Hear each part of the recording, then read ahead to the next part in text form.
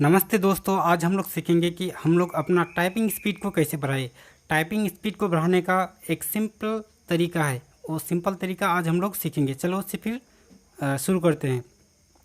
हम लोग को सिंपली एक याद रखना है कि ए वाला लाइन देखिए, ASDFGHJKL, इस वाला लाइन को कहा जाता है होम रो, यानी H फॉर होम, और इससे कहा जाता है, ये जो लाइन है इसीलिए इससे कहा जाता है रो, यानी H फॉर होम रो, यानी होम रो समझ लिए।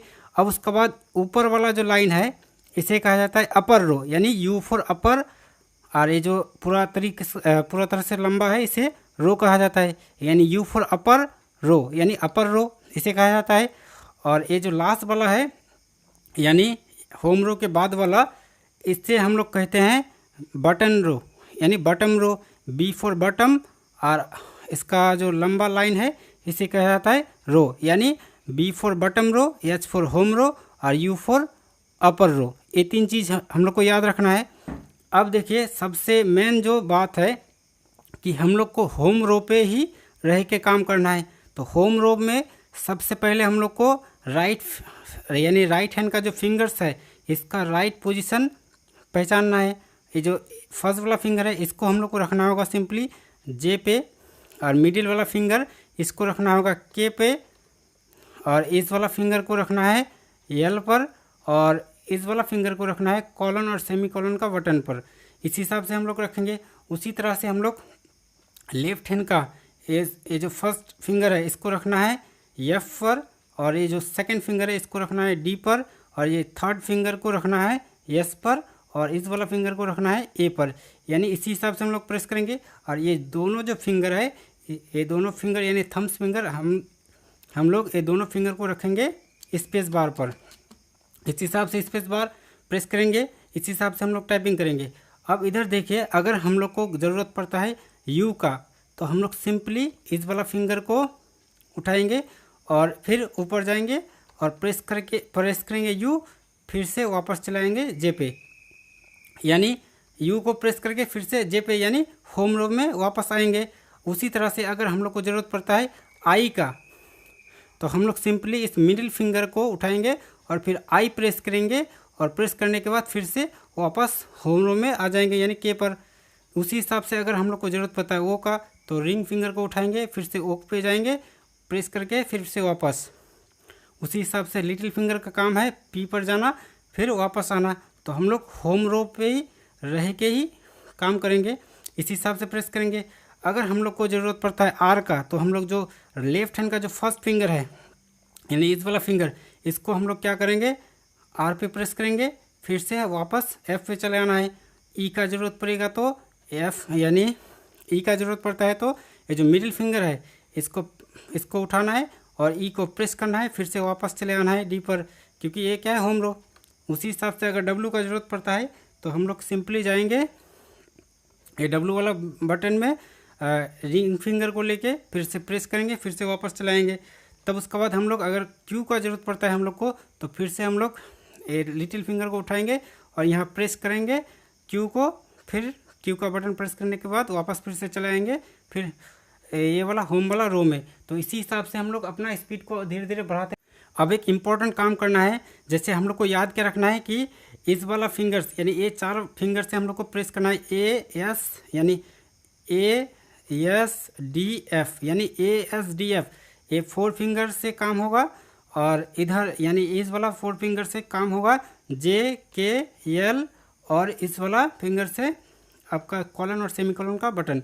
इस हिसाब से काम करना होगा, इस हिसाब से काम किए। अब अगर हम लोग को ज़रूरत पड़ता है वाई का या फिर एच का, वाई का, एच का या फिर एन का, तो हम लोग सिंपली फर्स्ट ए वाला फिंगर को उठाएंगे और वाई एच एन इसी हिसाब से प्रेस करेंगे और फिर होम रो पे चले आएंगे।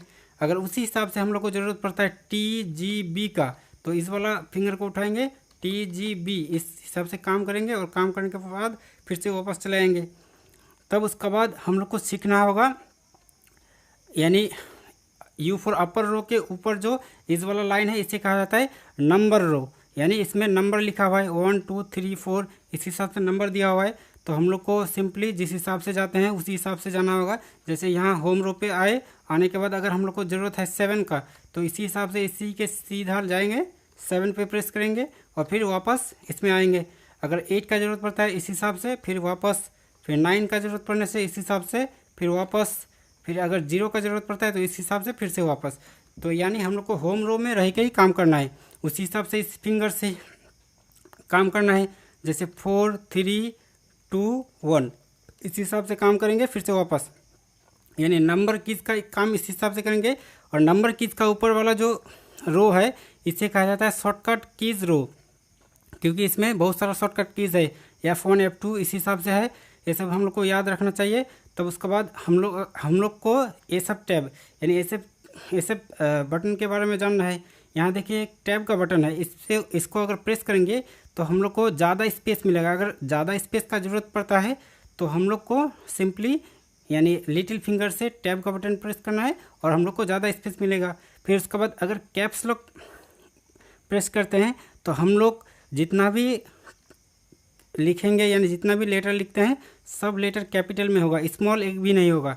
तो फिर से हम लोग कैप्स लॉक का बटन प्रेस करेंगे, फिर से पहले का कंडीशन में आ जाएगा।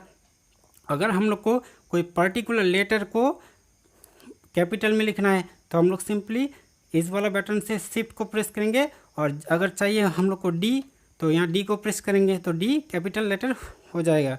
उसी हिसाब से कंट्रोल, एक कंट्रोल का बटन हम लोग को लेफ्ट हैंड का जो लिटिल फिंगर है उसको प्रेस करना है, और अगर कोई भी वर्ड को सेलेक्ट करना है तो ए को करने से कोई भी वर्ड या कोई भी डॉक्यूमेंट सेलेक्ट हो जाएगा। उसी हिसाब से हम लोग को राइट हैंड का जो यूज़ है उसी हिसाब से हम लोग को करना होगा। जैसे यहाँ देखिए लिटिल फिंगर को शिफ्ट पे रख के हम लोग कोई भी लेटर को कैपिटल कर सकते हैं।